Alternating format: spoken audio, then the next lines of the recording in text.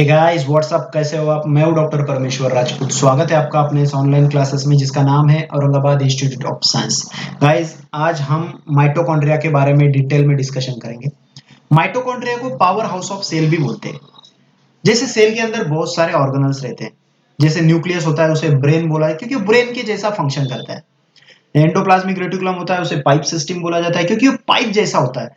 जब वैसे ही माइटोकॉन्ड्रिया को पावर हाउस ऑफ सेल बोलते हैं क्योंकि क्योंकि सेल के अंदर जो भी एक्टिविटीज होती है वो एक्टिविटीज के लिए जो एनर्जी लगेगी ना, वो एनर्जी कौन बनाता है? वो बनाता है mitochondria. That's why it is called as power house of cell. Okay, चलो देखते हैं। ये स्ट्रक्चर है उसका, कलरफुल स्ट्रक्चर। ओके, चलो उसके बारे में पहले डिटेल में देखेंगे। उसके बाद मैं आपको बताऊंगा कि माइटोकॉन्ड्रिया का एग्जाम के लिए डायग्राम्स कैसे निकालें। ओके, ये देखो माइटोकॉन्ड्रिया ये डबल मेम्ब्रेन स्ट्रक्चर होता है। कैसे होता है? एक होता है इनर में, उसके डबल मेम्ब्रेन बोले तो ये आउटर मेम्ब्रेन होता है, और ये इनर मेम्ब्रेन, ये टू मेम्ब्रेन स्ट्रक्चर होता है। It's a double membrane bounded structure होता है। ओके, शेप उसका सिलेंड्रिकल सॉसेज शेप होता है। पहली बार कैलिकर नाम के साइंटिस्ट ने उसको देखा था 1850 में। ओके ओके, मेन रेस्पिरेशन कौन किस काम में, किस फंक्शन के लिए माइटोकॉन्ड्रिया का यूज होता है? तो एरोबिक रेस्पिरेशन में। रेस्पिरेशन दो तरह से हो सकती है। एक होती है एरोबिक, जो ऑक्सीजन की वजह से होगी, उसे बोलेंगे हम एरोबिक रेस्पिरेशन। और जो ऑक्सीजन के बिना ही हो जाएगी उसे बोलेंगे हम अनएरोबिक रेस्पिरेशन, अनएरोबिक। ओके, लेकिन माइटोकॉन्ड्रिया किस रेस्पिरेशन में काम करता है? एरोबिक रेस्पिरेशन के अंदर ये फंक्शन करता है। ओके, चलो पहले हम डायग्राम के बारे में देखेंगे। देखो ये आउटर मेम्ब्रेन होता है, इनर मेम्ब्रेन, और दोनों के बीच में एक स्पेस होता है, उसे बोलते हैं हम इंटर मेम्ब्रेनस स्पेस। क्या बोलते हैं उसको? Inter membranes space. Okay, inter membranes space. और ये अभी देखो इंटर मेम्ब्रेनस स्पेस ये समझ में आया। इनर और आउटर मेम्ब्रेन के बीच वाला जो स्पेस रहेगा उसे इंटर मेम्ब्रेनस स्पेस बोलते हैं। अभी जो आउटर मेम्ब्रेन तो समझ गए, बाहर का मेम्ब्रेन है। लेकिन जो इनर मेम्ब्रेन जो है रहेगा ना अंदर, इनर मेम्ब्रेन की वजह से दो कंपार्टमेंट बन जाते हैं। एक बाहर का कंपार्टमेंट और एक इनर मेम्ब्रेन के अंदर का कंपार्टमेंट। ओके, जो बाहर का कंपार्टमेंट रहेगा वो रहेगा इंटर मेम्ब्रेनस स्पेस के अंदर का, उसे बोलते हैं हम इनर कंपार्ट सॉरी आउटर कंपार्टमेंट। क्या बोलेंगे उसे? Outer compartment. और जो अंदर का रहेगा, इनर मेम्ब्रेन के अंदर का, जो ब्लू कलर में दिख रहा है, इसे बोलेंगे हम इनर कंपार्टमेंट। क्या बोलेंगे? Inner compartment. अब इसके अंदर मैंने डॉट दिखाया, देखो ये रेड कलर का डॉट है, ये ब्लू कलर का, पर्पल कलर का। जो ब्लू कलर का डॉट है ना, ये होता है डीएनए, सर्कुलर फॉर्म में। देखो इसे बोलते हैं माइटोकॉन्ड्रियल डीएनए। क्या बोलते हैं इसको? Mitochondrial DNA. और यही डीएनए जिसकी वजह से ये माइटोकॉन्ड्रिया खुद को रेप्लिकेट कर सकता है। क्या कर सकता है? खुद को रेप्लिकेट। क्योंकि डीएनए, अभी देखो ये सेल है, सेल के अंदर न्यूक्लियस होता है, न्यूक्लियस के अंदर डीएनए होता है, ये तो आपको पता है। ओके, क्रोमेटिड फॉर्म में ये डीएनए होता है क्रोमोसोम के ऊपर। अब ये जो डीएनए रहेगा ना अंदर का, क्रोमोसोम के ऊपर, न्यूक्लियस के अंदर, इसे बोलते हैं हम chromosomal DNA, right? Chromosomal DNA. लेकिन जो न्यूक्लियस के बाहर भी डीएनए रहते हैं, माइटोकॉन्ड्रिया के अंदर और प्लास्टिड के अंदर। प्लास्टिड तो आपको पता है प्रोकैरियोटिक सेल के अंदर होता है, लेकिन माइटोकॉन्ड्रिया तो यूकैरियोटिक सेल के अंदर होता है। तो ये माइटोकॉन्ड्रियल के अंदर भी डीएनए होता है। ये जैसे न्यूक्लियस के अंदर जो डीएनए रहेगा उसे बोलते हैं क्रोमोसोमल डीएनए, और जो न्यूक्लियस के बाहर जो साइटोप्लाज्म में डीएनए रहेंगे जैसे माइटोकॉन्ड्रियल डीएनए, उसे बोलेंगे हम एक्स्ट्रा क्रोमोसोमल डीएनए। एक्स्ट्रा बोले तो एक्स्ट्रा है ना, ये क्रोमोसोम के बाहर एक्स्ट्रा है।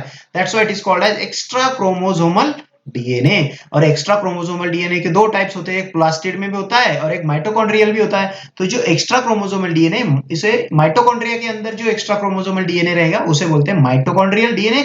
और डीएनए का मेन फंक्शन होता है रेप्लिकेशन।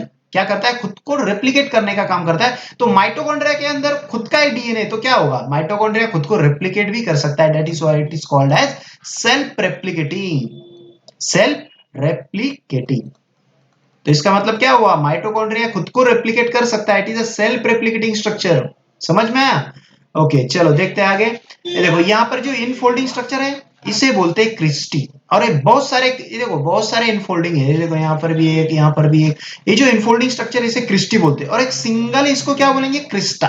क्या बोलेंगे इसको? क्रिस्टा। ये देखो ऐसा क्रिस्टा स्ट्रक्चर बोलेंगे। जैसे माइटोकॉन्ड्रिया, माइटोकॉन्ड्रिया बोले तो बहुत सारे माइटोकॉन्ड्रिया, लेकिन एक सिंगल माइटोकॉन्ड्रिया रहेगा, सिंगल, उसे बोलेंगे हम माइटोकॉन्ड्रियन। क्या बोलेंगे? ये ए निकल जाएगा, ऑन हो जाएगा, यहाँ पर ए निकल के ऑन हो जाएगा। Okay, mitochondrion. ओके, चलो देखते हैं आगे। इसके अंदर क्या क्या होता है मैंने तो आपको बता दिया। इसके अंदर ये तो मैंने बता दिया आपको, माइटोकॉन्ड्रियल डीएनए होता है। ओके, ये जो पर्पल कलर में ये होता है एंजाइम्स, इसके अंदर एंजाइम्स भी होते हैं। ओके, बहुत सारे रिएक्शन इसके अंदर होती है, केमिकल रिएक्शन, जैसे क्रेब साइकिल, ईटीसी। ये तो डिटेल में जाने की जरूरत नहीं, बस इतना याद रखना, इसके अंदर जो केमिकल रिएक्शन होते हैं एंजाइम, एंजाइम, दैट्स व्हाई इसके अंदर एंजाइम्स होते हैं। ओके, ये रेड डॉट दिख रहे हैं आपको, ये रेड डॉट होते हैं राइबोसोम। ओके, यहाँ पर लिख देता हूँ राइबोसोम। और राइबोसोम क्या बनाता है? प्रोटीन बनाता है। इसके अंदर 70 यस राइबोसोम होता है, याद रखना है बस। ये क्या बनाता है? प्रोटीन बनाता है।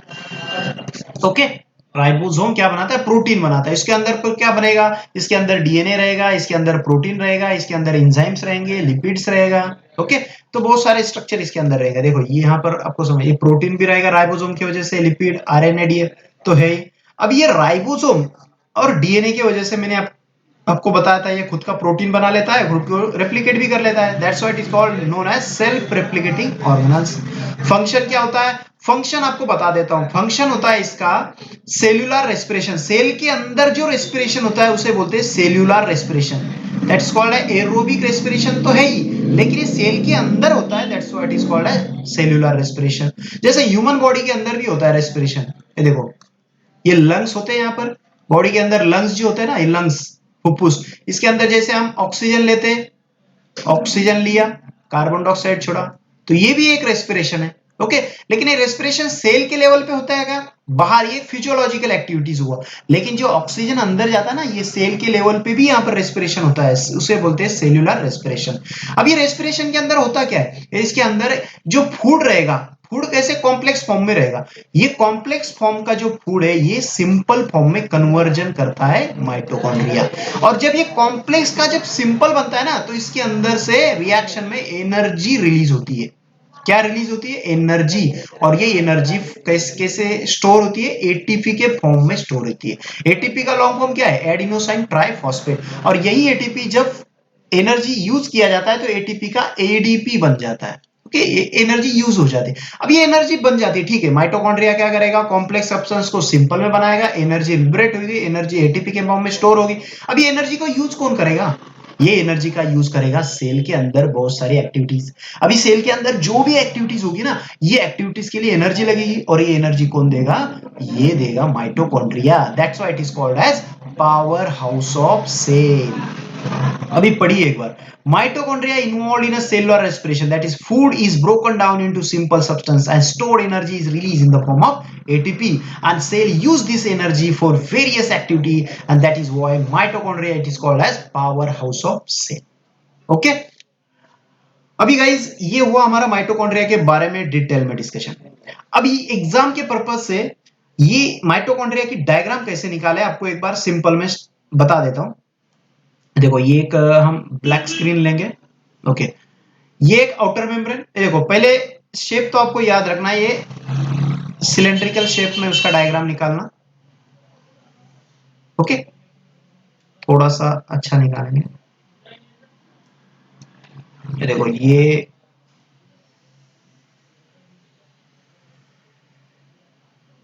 ओके, ये हुआ आउटर मेम्ब्रेन, ये हुआ इनर मेम्ब्रेन।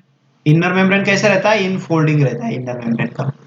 ओके, ये इनफोल्डिंग स्ट्रक्चर है, इनफोल्डिंग।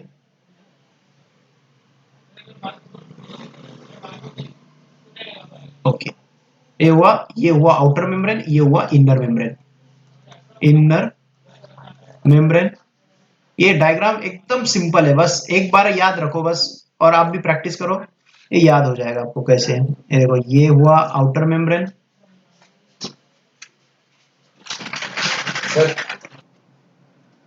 होता है आउटर मेम्ब्रेन, और ये दोनों का बीच वाला जो स्पेस है ना, ये भी आपको कलर में दिखा देता हूँ। ये जो ऐसे देखो, इनर और आउटर के बीच वाला जो स्पेस है इसे बोलते हैं इंटर मेम्ब्रेनस स्पेस। ये दोनों के बीच वाला है ना, दैट्स व्हाट इज कॉल्ड है inter inter membranes space. Okay, अभी यहाँ पर ए इनर मेम्ब्रेन है, ये इनफोल्डिंग स्ट्रक्चर देखो, ये ऐसे इनफोल्ड हुआ है, तो ये इनर मेम्ब्रेन की वजह से ना अंदर के अंदर जो आउटर मेम्ब्रेन के अंदर दो कंपार्टमेंट बन जाते हैं। ये जो कंपार्टमेंट इसे बोलते हैं हम outer compartment. Okay, outer compartment, और ये अंदर का जो रहेगा वो उसे बोलते हैं इनर कंपार्टमेंट।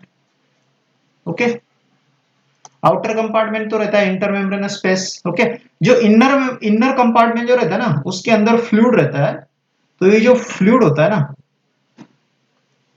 ये जो फ्लूइड रहेगा अंदर का, इसे बोलते हैं मैट्रिक्स। क्या बोलते हैं इसको? मैट्रिक्स। ये फ्लूइड को बोलते हैं मैट्रिक्स। ओके, और जो इनफोल्डिंग रहता है स्ट्रक्चर इसे बोलते हैं क्रिस्टी। क्या बोलते हैं इसको? क्रिस्टी। ये जो इनफोल्डिंग, ये देखो, ये क्रिस्टी है, ये क्रिस्टी।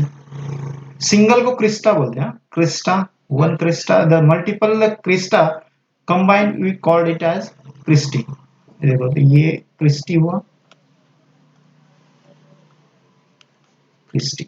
ओके, ये क्रिस्टी सरफेस एरिया बढ़ाने का काम करती है। ये क्रिस्टी के ऊपर ही ना बहुत सारे रिएक्शन होते हैं, बहुत सारे केमिकल रिएक्शन साइकिल्स ये माइटोकॉन्ड्रिया के अंदर इसी पे होती है, क्रिस्टी के ऊपर। ओके, इसके अंदर, इसके क्रिस्टी के ऊपर ही एपोन पार्टिकल या पार्टिकल, इसके ऊपर पार्टिकल रहते हैं, और पार्टिकल के ऊपर ही ना क्रेब साइकिल वो सब रिएक्शन होती है। ओके, तो डायग्राम में समझ में आया आपको? ये देखो, ये हुआ आउटर मेम्ब्रेन, ये हुआ इनर मेम्ब्रेन, दोनों के बीच वाला inter membrane space. Inner membrane में दो कंपार्टमेंट बना है, इन आउटर कंपार्टमेंट, इनर कंपार्टमेंट।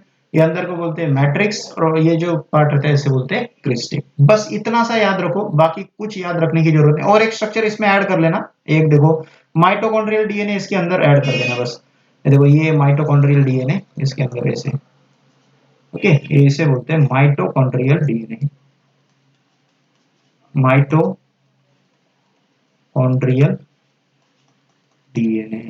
और इसके अंदर राइबोसोम भी आप ऐड कर सकते हो, देखो राइबोसोम भी ऐड कर सकते हो, ये राइबोसोम है जो प्रोटीन बनाते हैं। Okay, ribosome. Okay, thank you guys, मिलते हैं नेक्स्ट लेक्चर में।